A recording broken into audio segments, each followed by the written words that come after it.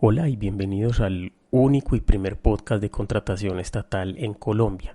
El día de hoy ya vamos a terminar con el tercer episodio de la selección de mínima cuantía.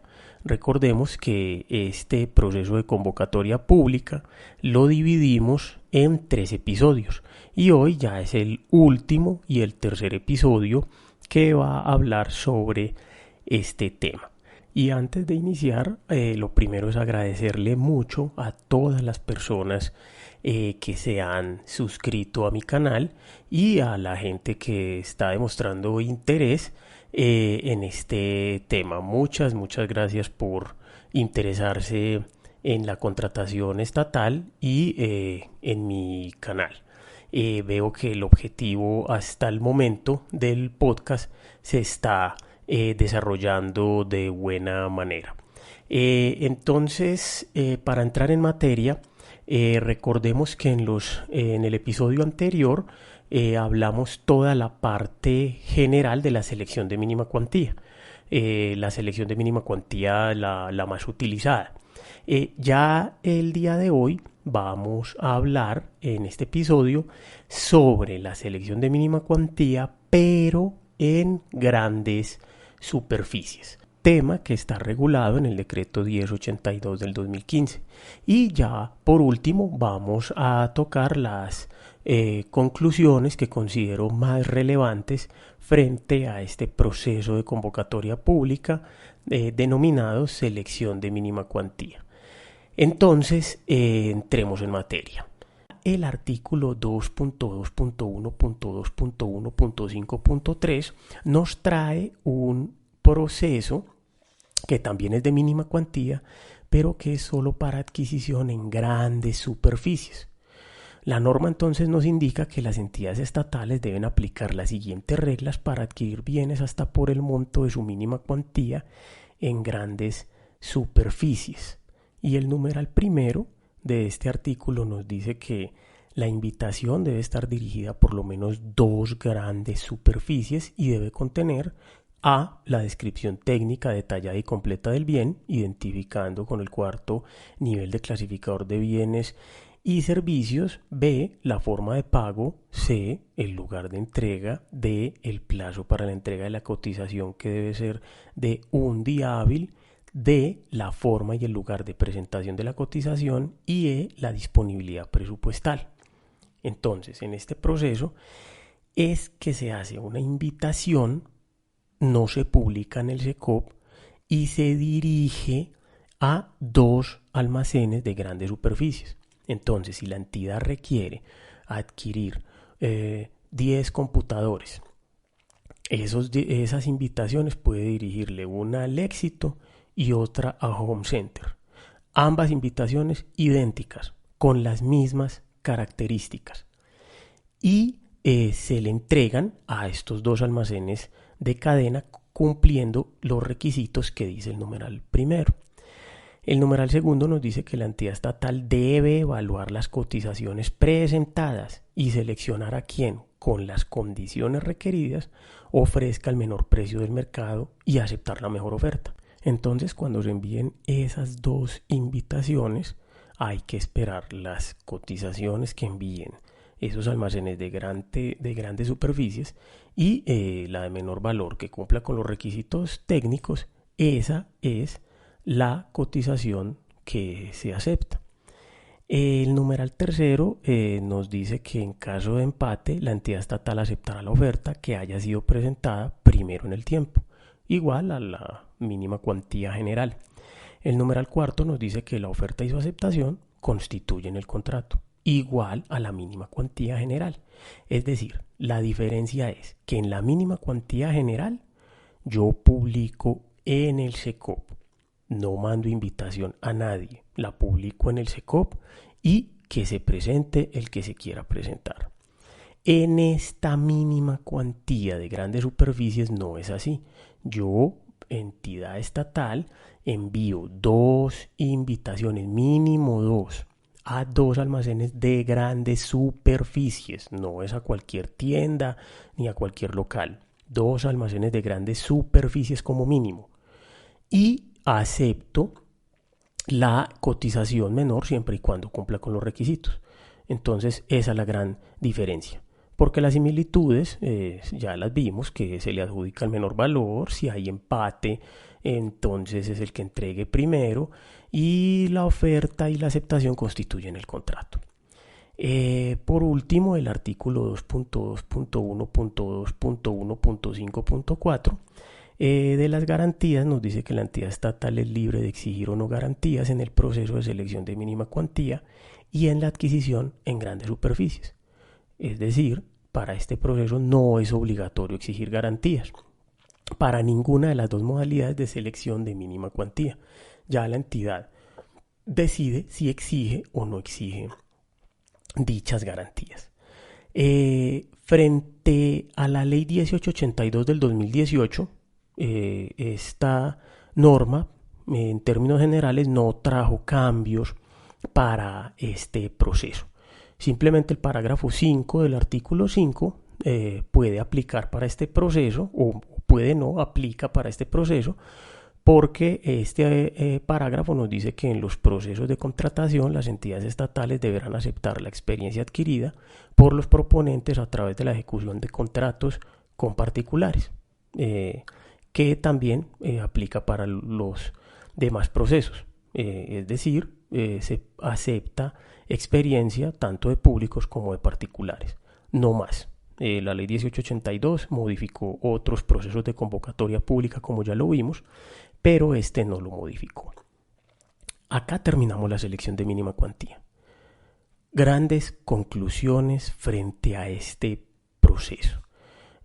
Para mí las más importantes son 11 conclusiones. Y la primera es que la selección de mínima cuantía contiene unos estudios previos, una invitación, un informe de evaluación, unas observaciones y una carta de aceptación. La segunda es que no requiere registro único de proponentes para presentar la oferta, como en los demás procesos de convocatoria pública. Tercero, no requiere póliza de seriedad para presentar la oferta, como en los demás procesos de convocatoria pública. Cuarto, no es obligatorio tener experiencia para presentar la oferta, como en los demás procesos de convocatoria pública. Quinto, hay dos tipos de selección de mínima cuantía, la general y la de grandes superficies, ambas contenidas en el decreto 1082 del 2015. Sexto, hay 3 términos obligatorios de ley para la selección de mínima cuantía. La invitación debe estar publicada mínimo un día hábil. Plazo para presentar ofertas, mínimo un día hábil.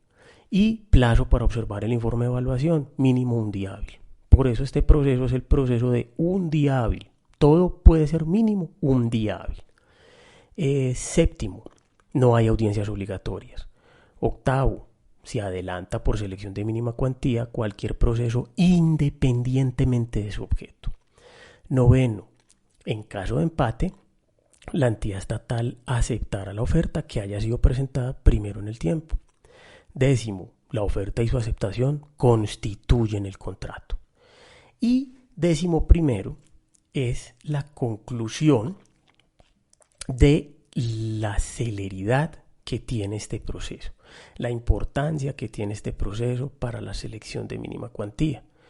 Es el único proceso que verdaderamente respeta la pluralidad de oferentes, ya que no tiene limitantes como el RUP, la póliza de seriedad, la experiencia. Entonces este proceso, ¿por qué para mí es el más importante? Porque resulta que en contratación estatal hay un principio que ya vimos, que es el de pluralidad de oferentes, y el que se repite constantemente, tanto por parte de entidades públicas como de proponentes, que hay que respetar la pluralidad de oferentes. Resulta que en los demás procesos de convocatoria pública, como ya vimos, la pluralidad de oferentes siempre se va a ver limitada, siempre. ¿Por qué? Porque se piden un registro único de proponentes, que ese registro único de proponentes vale plata. Y para que una empresa tenga un registro único de proponentes, tiene que invertir un dinero y tiene que contratar un contador público para que le pueda estructurar los índices financieros o relacionar los índices financieros en ese registro único de proponentes. Segundo, en los demás procesos de convocatoria pública hay que presentar una póliza de seriedad y esa póliza de seriedad vale dinero. No todas las empresas tienen para pagar la póliza de seriedad. Eh, Tercero, en los demás procesos de convocatoria pública es obligatorio pedir experiencia, lo cual podría limitar la participación de muchos oferentes. En la mínima cuantía no es obligatorio pedir experiencia. Es decir, el principio por el que todo el mundo aboga, por el que todo el mundo propende que se cumpla ese principio, en los demás procesos de convocatoria pública siempre va a estar limitado. Porque si yo me voy a presentar a una selección abreviada de menor cuantía y no tengo registro único de proponentes, me rechazan mi oferta. No puedo presentarme. Mientras que en la mínima cuantía sí. Entonces, mucha gente podrá decir, pero es que se requiere un registro único de proponentes por la calidad del proceso, porque es más cuantioso, por lo técnico, por lo que sea. De igual forma, se pide un registro único de proponentes. Entonces, no todas las empresas del país tienen registro único de proponentes. Entonces, simplemente estoy limitando participación de todas las empresas del país. Una empresa pequeña que no tenga RUP nunca va a poder presentarse a ninguno de los otros procesos de convocatoria pública que ya vimos. Mientras que en la mínima cuantía siempre se va a poder presentar. Entonces es un proceso pequeño, pero que le da mucha celeridad a la contratación. A los que llevamos años trabajando en esto, nos tocó hace muchísimos años hacer procesos, subastas inversas por 1 millón de pesos, selecciones abreviadas de menor cuantía por 2 millones de pesos. Hace muchos años me tocó hacer un proceso de recarga de extintores en una entidad en la que yo trabajaba, valía 2 millones de pesos y me tocó hacer una subasta inversa. Un mes para un proceso de 2 millones de pesos. Y peor aún, se me declaró desierto. Nadie se presentó. Entonces este proceso lo que llega es a eso, es a dinamizar la contratación estatal, a que no sea tan paquidérmica, que no sea tan lenta, tan demorada, como es por los mismos términos que trae la ley para los demás procesos de convocatoria pública. Este proceso le da celeridad. No es perfecto para nada, como ninguno de los demás procesos. Ningún proceso es perfecto, que mucha gente cree que la licitación pública es perfecta. No, en lo absoluto. Es un proceso que yo defiendo por eso, porque le da celeridad a la contratación, porque vuelve rápida la contratación estatal. Porque es un proceso que deja participar a todo el mundo. Aquí no se pide RUP, no se pide, no hay necesidad de pedir experiencia, aunque yo recomiendo que sí. No se pide póliza de seriedad, no se pide garantías en muchos casos. Entonces se contrata ligerito. No hay que hacer minuta, la carta de aceptación y la oferta ya hacen las veces de contrato. Por eso lo defiendo. Sé que tiene enemigos, sé que tiene detractores, pero mis razones son esas, de por qué es tan interesante este proceso para las entidades estatales. Nos tocó trabajar hace muchos años bajo los demás procesos y por montos muy bajitos y no se justifica, reitero, por 2 millones de pesos demorarnos un mes y medio en un proceso. Este proceso podría dinamizar mucho la contratación estatal y más en esta época de pandemia que las pequeñas empresas son las que más necesitan contratar y las que menos documentación tienen para poderse presentar a un proceso de convocatoria pública. Una propuesta para mí supremamente válida que obviamente pues no se va a cumplir, pero sería lo ideal ampliar ese 10% de la menor cuantía de las entidades y que la mínima cuantía adquiera mayor preponderancia. ¿Para qué? Para que las empresas que de verdad se van a quebrar, que son las empresas pequeñas, con concreto no se va a quebrar, con INSA Ramón H no se va a quebrar con la pandemia, mientras que todas estas empresitas pequeñas que nunca se van a poder contratar con el Estado, sí se van a quebrar. Entonces sería muy interesante aumentar ese margen. Por ejemplo, en la entidad donde yo trabajo la mínima cuantía es muy baja, son 25 millones de pesos aproximadamente. Entonces son procesos muy pequeños.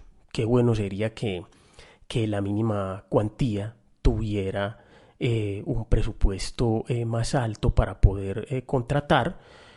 Caso como en la gobernación de Antioquia, que una mínima cuantía ya no sé, superará los más de 70 millones de pesos. Pero en las entidades pequeñas sí es muy pequeño el presupuesto, muy reducido. Y esto le daría mayor despertar a la economía del país, que las empresas pequeñas, que de verdad son las que se van a quebrar, pudieran contratar con el Estado. Alguien me podrá decir que para eso están los acuerdos marco, que le dan oportunidad a muchas empresas. Yo respondo que no, porque es que en el acuerdo marco de las más o menos 11.000 empresas, por ejemplo, hablando en el tema de obra, que hay más o menos 11.000 empresas, eh, todas no están en los acuerdos marco. Los acuerdos marco son unos acuerdos que se hacen en Bogotá, que se adjudican a 20 empresas, 10 empresas y listo. Entonces el acuerdo marco solo se puede hacer es con esas empresas. O sea, la contratación solo se puede hacer es con esas 10 empresas que, que fueron adjudicatarias de ese acuerdo marco. ¿Qué pasa con las otras?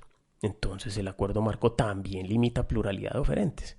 Por un lado, por otro, siempre va a haber limitantes. Esas son las conclusiones sobre la selección de mínima cuantía. Acá terminamos este episodio. Y el próximo episodio vamos a hablar sobre la contratación directa. Para los que no están inscritos, no olviden suscribirse a mi canal. Y mil gracias por escucharme.